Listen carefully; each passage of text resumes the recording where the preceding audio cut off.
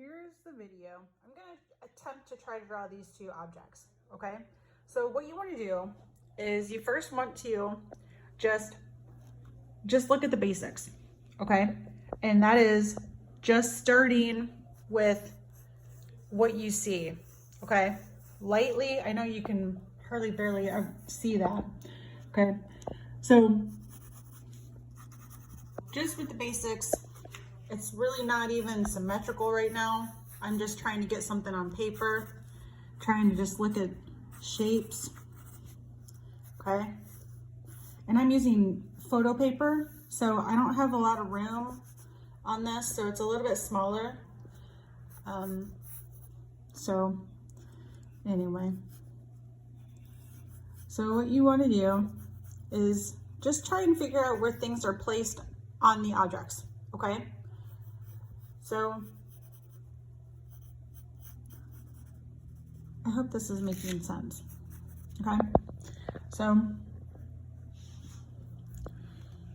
this is kind of hard to do this, like, just to let you know, with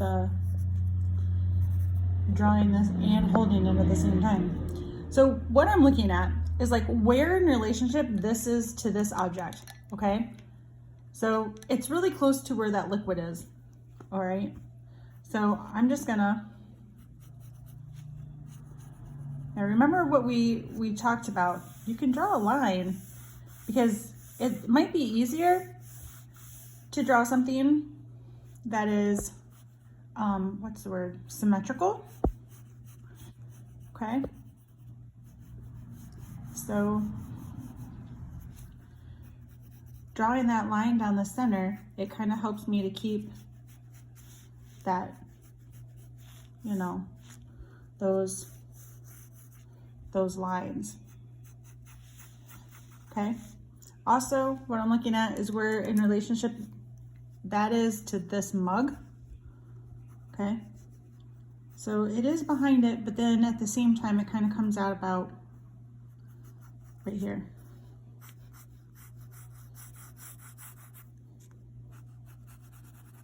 Now, I can actually see the other part of this bottle. So like this, there's like this amount back here. So I'm gonna draw that right here, okay? And it kind of meets up, okay? So now that I got most of that kind of placed on there, you know, you can kind of go back in now, kind of draw a little bit more, probably.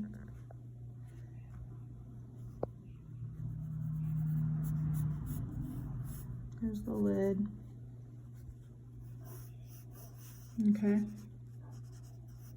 Now, that's about it in a nutshell. Okay? I might make that a little bit more that way. Now, what you want to do when you start shading, okay? What I'm looking at, you can see the shadows right here. These are the shadows right here, okay? I always draw those in so that way I have them. Now these are really strong shadows. So these are probably gonna just go off the end of the paper here. That one, you've got a real dark one here, but then you also have this that also goes off too. Okay, so that's what that looks like. All right. Now, you can start with the darkest darks and work your way to the lightest lights using your pencil for shading. Or you can go from your lightest lights to your darkest darks. There's really no perfect way to do it. It's whatever you feel is the best way for you to start doing this, okay? Sometimes I go dark to light, sometimes I go light to dark. It really just, it's up to you, okay? I usually do my shadows last though. I do put them on the paper, but I put them last, okay? Now I also have a piece of paper, like I can see if you look back here, this piece of paper that goes through here, all right? So I'm gonna put that in here too, because it's always nice to have some type of a line that shows, you know, differences between like the table and then a wall or a window, okay? So now I'm really just gonna start working this first object, okay? And what I can tell, I know it's really hard for you to see, but it's really dark right here. And there's like these ridges. I'm not even gonna worry about any of this decoration on here. I'm just making it easy, okay? This is just a plain old mug. I mean, I'm not gonna do any of that decoration. But what I'm looking at is all these little darks and lights. You see all those like little, I don't know, like I always call them globs of shadows, okay? So that's what you're gonna pay attention to when you start to shade, okay? And you can draw those in there. So like what I see is that it looks very similar to this, okay? So to me, that is like the darkest area. Remember what I said in the other video is you want to have a flat surface on your lid. So that's what I'm doing, okay? And you kind of want to start shading in like that circle-y motion, okay? You can always go back in and make that, you know, more even. Okay. You can use a mechanical pencil for this. This is what I did on the other time-lapse video I did. But I mean, I know it's really hard to tell on that time-lapse video exactly, but okay. So there's a really, really strong dark line up here. And it even kind of comes down when I'm looking at that mug, okay?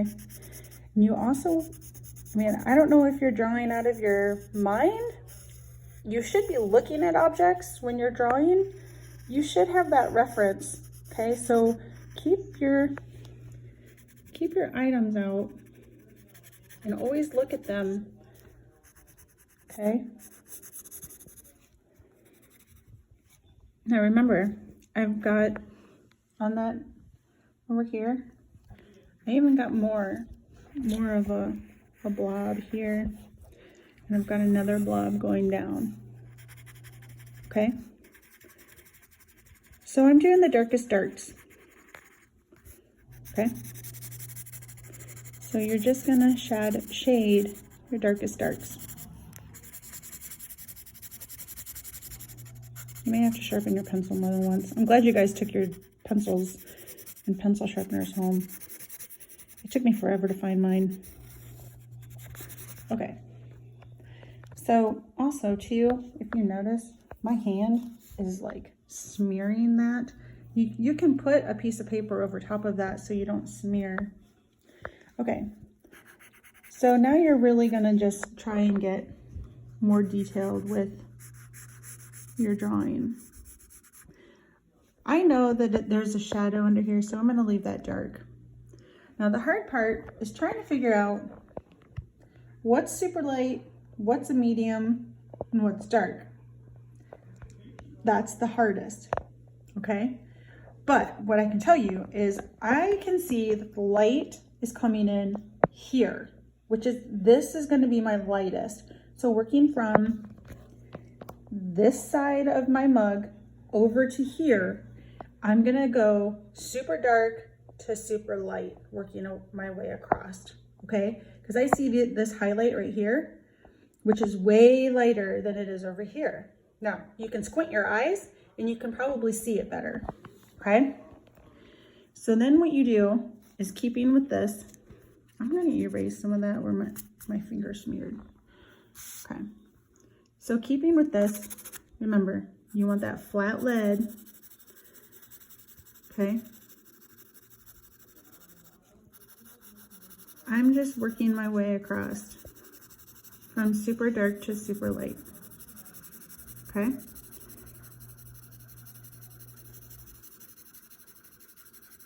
And where that crisscrosses, you gotta mix.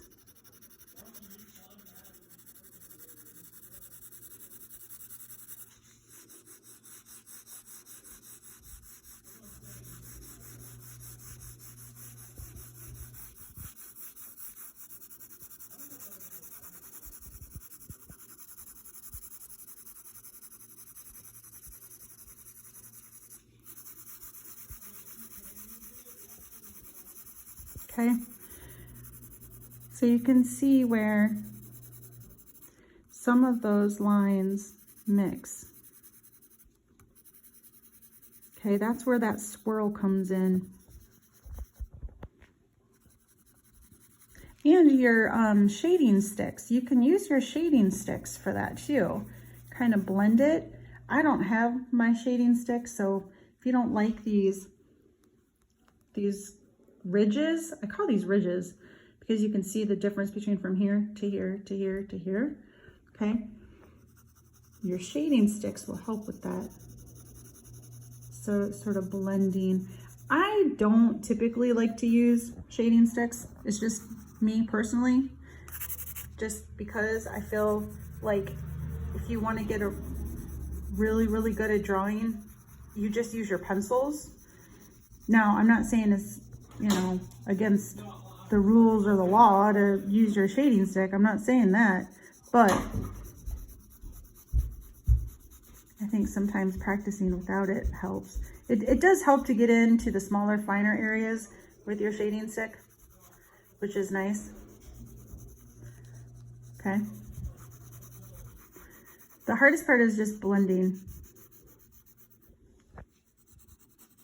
all those areas. It's like you want like a natural blend, and it's hard sometimes. I've worked with my mechanical pencil for so long. It's so strange for me to actually try to shade with this regular pencil. So I'm kind of struggling right now. And I think it's okay for you guys to see that I'm struggling. I mean, honestly, it's perfectly fine because I know you guys struggle too, okay? So any lighted areas, I just take my eraser and I just erase. Even though I had already just shaded right there, at least it was light enough, I can just go back and shade it light or erase it lightly, okay? So inside, when you're looking at it, you can see where all my highlights are, okay? Where it's really dark on this side. So remember what I did on the board. It went from dark to light on the surface, but inside it goes dark to light here. That's because the light is hitting here, okay? So inside now, it's gonna be darker. Now, don't forget, you do have a rim, okay? I have this beautiful white light around the rim, and I gotta be able to show that, okay? So what I'm gonna do is on here, I hope you don't mind, I'm switching to my mechanical pencil because it's a thinner lead. I'm going to draw that area of the rim so that way I have that nice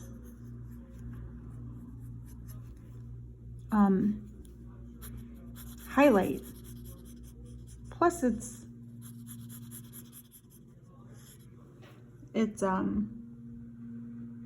a mug.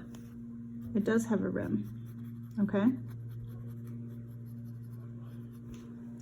So what I did, so now what you need to do is inside you have this dark area here.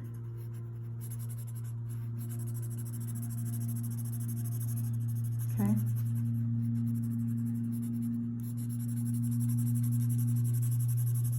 And of course, I'm kind of like working really fast because I'm trying to get this done for you guys to kind of see what it is that I'm talking about. Because I know on the video, the time-lapse video, you probably didn't get a chance to really see and for me to really discuss what it is that I'm doing.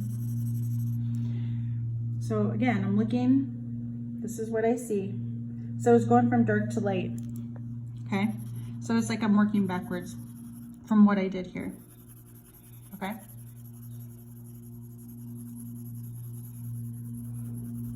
So going back to the whole pressure on your pencil type of thing, you can relax that. You can come back in, make it a little bit darker, okay? I know this video is really long, and I'm sorry. Okay, for your shadows up under here, your shadows are gonna get really dark right up under here, okay? Now, as you work out, your shadow gets lighter, okay?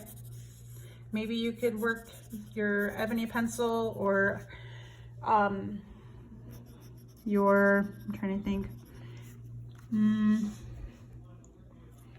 your 6B, maybe 4B. 4B might work, because then you just release the pressure off of your hand, off your pencil, okay? And I try to keep things kind of smooth. See how it's kind of curved? I want that to stay curvy. You can also crisscross, kind of show. I think I did that before in some of my videos where I kind of did that cross hatching.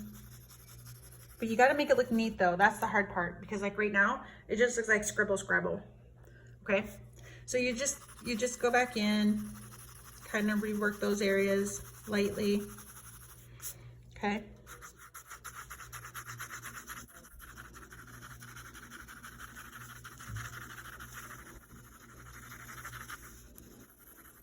And you're just working from dark to light, okay? And that's basically what you do. So there's my mug. I didn't do the handle, but on my handle, you can see dark where my highlights are. You can lightly shade those in and then go back in and use your eraser, okay, to erase away those highlights, because that's gonna be really important. But you can definitely see where I have a lot of these values from dark to light, okay? I mean, there's a lot of values going on, and that's what I'm looking for. And if you have to, squint your eyes. I always say that because when you're looking at your objects, you want to be able to squint and you can see them. So if you're squinting, it sort of like meshes all those pixels together in your brain, and you can kind of see, like if I'm squinting my eyes right now, I can kind of see where my dark spots are, where my light spots are, okay? Dark to light on a lot of these areas, okay? All right, I hope this helps.